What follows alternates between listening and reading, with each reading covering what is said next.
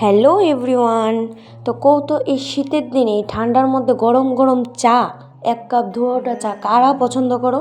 আমি তো একদম পছন্দ করতাম না, তবে এখন করি। মানে কি কমো, এই ঠান্ডার মধ্যে আমি কিচ্ছু খাওয়া শিখি আর না শিখি চা খাওয়া শিখছি। দেখো কি সুন্দর সুন্দর গরম গরম ধোয়া ওঠা চাটা কাপে ঢাইলা লাইতেছে, আর কাপটা ছিল সেই মাটির কাপ। ওয়াও, খাওয়ার টেস্ট মানে চা খাওয়ার স্বাদটাই আলাদা।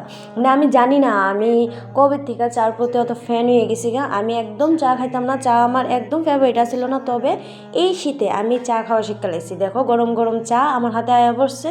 ওখানে আমি আর বোন আর আমার আসিল বড় ভাই, তো আমরা তিনজন মিললে ওখানে চেয়ার্স করে চা খাইতেছি। মানুষে অন্য কিছু খায়, তবে আমরা চা খাইতেছি, আমরা অন্য কিছু খাই না।